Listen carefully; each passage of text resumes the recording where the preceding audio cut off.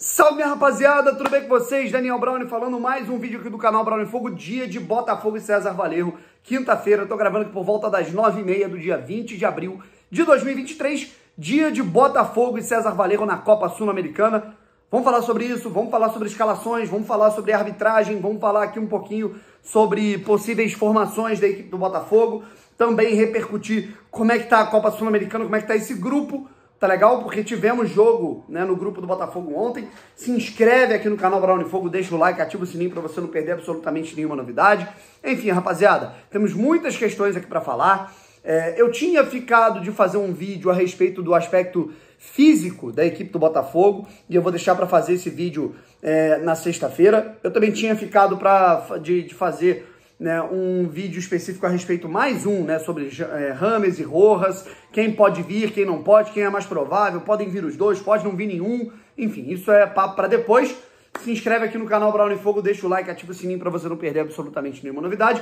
Talvez eu volte com esse conteúdo aqui ainda hoje, tá? Mas vamos embora para falar um pouquinho sobre Botafogo e César Valerro e falar também, além dos desfalques que nós já sabemos, mas quem joga, quem não joga. Galera, tô dando uma olhada aqui, a gente tá com 89.210 inscritos, tá? Umas 5 mil pessoas vão assistir esse vídeo de pré-jogo. Duvido que não tenham 90 pra gente poder completar os 89.300 aqui no canal Brownie Fogo, que vai ser muito legal, vai ser muito importante aqui pra gente, fechou? Então, dá essa moral pra gente continuar crescendo aqui no canal Brownie Fogo, fechou, rapaziada? O negócio é o seguinte, né? Vamos pra cima, vamos tentar elucidar tudo que vai acontecer. Antes da gente falar aqui sobre o jogo entre o Botafogo e César Valerro, que acontece às 21 horas, né? Leste Superior já esgotada, quase 20 mil pessoas presentes no estádio Newton Santos, ou até mais, dependendo de quem comprar na hora, ou de quem fizer o check-in em cima da hora. Vamos falar aqui um pouquinho sobre o primeiro jogo dessa segunda rodada da Copa Sul-Americana no Grupo A.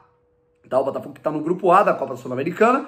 E tivemos vitória, não só vitória, como goleada da LDU. A LDU recebeu o Deportivo Magallanes dentro de casa, na verdade o Deportes Magallanes, né, da equipe do Chile. A LDU recebeu dentro da sua casa, lá em Quito, e goleou o Magallanes pelo placar de 4-0. O primeiro gol saiu aos 8 minutos do segundo tempo, demorou até para sair por conta da retranca que fez o Magallanes, mas o Angulo marcou 2 gols em seguida, tá? Um aos 8 minutos do segundo tempo e o outro aos 10 minutos do segundo tempo.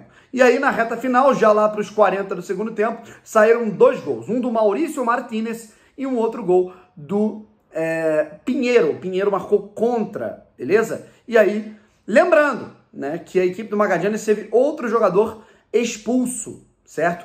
Um aos 39 do primeiro tempo. Então a LDU, assim como o Botafogo, a LDU teve quase, na verdade o Botafogo teve quase o segundo tempo todo com um jogador a mais. A LDU teve o restinho do primeiro tempo e todo o segundo tempo com um jogador a mais. O Botafogo teve essa sorte também, lembrando que quase no fim do jogo, ali no apito final, outro atleta do Magallanes foi expulso. O Magallanes terminou com 9 em campo, mas, né, contou para o jogo, foi um homem a menos, né? E a parte que a LDU fez contra uma equipe que está na zona de rebaixamento do campeonato chileno, contra um time que estava com um homem a menos, foi fazer 4 gols, golear e fazer a sua parte. O Botafogo não só não segurou o resultado, como sofreu o empate, quase a virada, tá? Enfim, o Botafogo precisando virar a chave também na Copa Sul-Americana, estreou mal, né? Eu vi algumas pessoas dentro do Twitter falando que o Botafogo estreou com um empate confortável. Desculpa, cara, onde é que tem conforto que você empatar um jogo com uma equipe do nível do Magallanes? Agora o Botafogo vai ter que compensar e tem condições de compensar. Vai ter que vencer o César Valerro, vai ter que fazer jogo duro com a LDU, né, no próximo confronto que vai acontecer dentro de casa, certo? A LDU nesse momento tem 6 pontos, o Botafogo tem apenas 1 ponto, assim como o Magallanes e o César Valerro na última posição. O Botafogo, portanto, lembrando, o Botafogo, claro, tem que almejar a liderança, mas o segundo colocado nessa edição da Copa Sul-Americana também se classifica, né, caso o Botafogo fique em segundo, vai para os playoffs contra um terceiro colocado que sair dos grupos da Copa Libertadores. E eu, sinceramente, quero fugir do confronto contra equipes da Libertadores, pelo menos nesse início, tá legal? Falando um pouquinho sobre Botafogo e César Valerro agora, rapaziada. O Botafogo pode ter, né, não é questão de poupar jogadores, o Botafogo pode ter jogadores desgastados, né, por conta dessa sequência pesada. Teve aquela sequência lá de data. O Botafogo não teve descanso, né? Como, por exemplo, o Vasco teve, outras equipes tiveram, né? Por conta da Taça Rio. Aí o Botafogo jogou a estreia do Campeonato Brasileiro, o Botafogo jogou a estreia da Sul-Americana, o Botafogo jogou terceira fase de Copa do Brasil e tudo longe, né? Botafogo, Rio, Volta Redonda, Erechim, Chile, enfim. Né? E agora vai jogar em casa contra a equipe do César Valerro e pode ter jogadores aí sendo poupados, tá? Lucas Perry no gol, Di Plácido ao lateral direito, a zaga com Adrielson, Cuesta ou Segovia. Na lateral esquerda, como o Marçal e o Hugo estão machucados, inclusive essa lesão do Marçal tá me preocupando, porque ela tá demorando, né? A gente tá falando já de uma semana e sem previsão de volta, né? Por isso que eu falei que era tão importante o Botafogo ter um lateral esquerdo à disposição, além desses dois. E o Rafael pode ser o lateral esquerdo mais uma vez, ele que na minha opinião não foi mal nos desafios que teve ali pela esquerda, ou pode ser o Segovia também. No meio-campo, a gente pode ter de novo Danilo, Tietê, e aí mais à frente o Eduardo, que a gente viu, mesmo que ele tenha feito o gol da vitória contra o São Paulo, ele já estava bem desgastado, ele tomou uma pancada muito forte, né, naquele lance em que o jogador do São Paulo, o Mendes, se eu não me engano, deveria ter sido expulso. Lucas Fernandes pode entrar.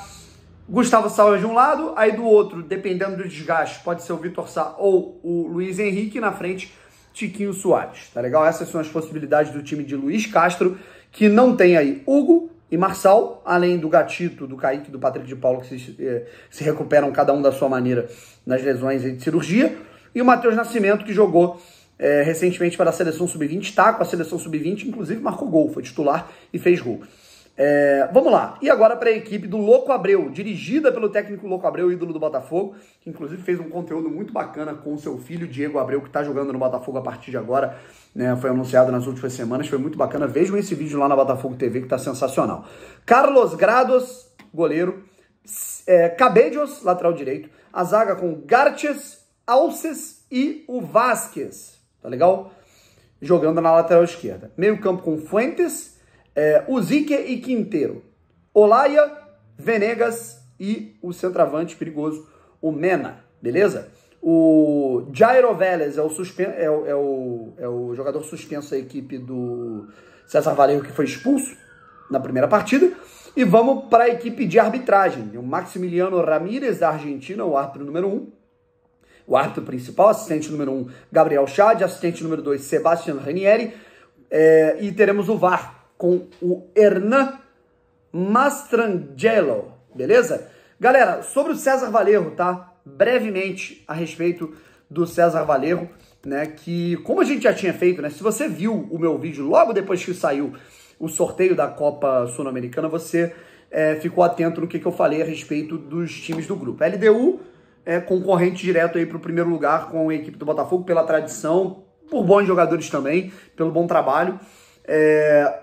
O Magallanes é o bicho-papão, né? Vamos colocar assim, o bicho-papão, né? Na verdade, o patinho feio do grupo, né? O pior time do grupo disparado. E o César Valerro é um time com investimentos limitados, porém é um time chato. É um time bem treinado pela equipe do Louco Abreu, tá? Pelo técnico Louco Abreu. É uma equipe bem treinada pelo Louco Abreu. Né? Se você pegar aí os últimos jogos, por exemplo, no último mês, ó, vitória contra o Binacional, aí uma derrota contra o Sport Huancayo, aí perdeu para perdeu aí, realmente, né, cara? Perdeu ali para um time que tá brigando por rebaixamento na equipe lá no campeonato peruano, que é o Tarma, tá? Acabou perdendo por 2-0. Perdeu para a LDU, né, no último jogo na Copa Sul-Americana. Aí tivemos uma vitória, o time voltou a vencer contra o Garcilaso por 3-0 e empatou fora de casa contra o Clube Atlético Grau pelo campeonato peruano, certo? Então o time do César Valerro tem constâncias, é um time que gosta de jogar, gosta de bater de frente com seus adversários, mas naturalmente sofre muito defensivamente por conta disso. É um time um pouquinho violento, né? Pode ver que toda hora tem um jogador expulso do César Valerro, então que o Louco Abreu preze pelas canelas dos jogadores do Botafogo hoje nas orientações aos jogadores dele. E o César Valerro é o 5º colocado do campeonato peruano. O líder é o Alianza Lima, que tem 24 pontos. O segundo colocado é o Universitário, que tem 22. O Cusco é o 3º. E o 4º é o Sporting Cristal. Com o mesmo número de pontos da equipe do Thiago Nunes, tem o César Valerro do Louco Abreu com 17 pontos em 9 jogos, 5 vitórias, 2 empates e 2 derrotas. Tá longe de ser uma campanha ruim. Em 15 jogos tem 9 gols marcados e 6 gols sofridos. Fora, né, o primeiro jogo da Copa Sul-Americana. Fechou, rapaziada? É isso. Um abraço, tamo junto. Talvez a gente volte aqui com um vídeo sobre Rames e Rojas ainda antes desse confronto para trocar uma ideia. Valeu? Um abraço e vamos ajudar a gente a chegar aos 90 mil inscritos, tá? A meta hoje é a gente bater 89 e 300.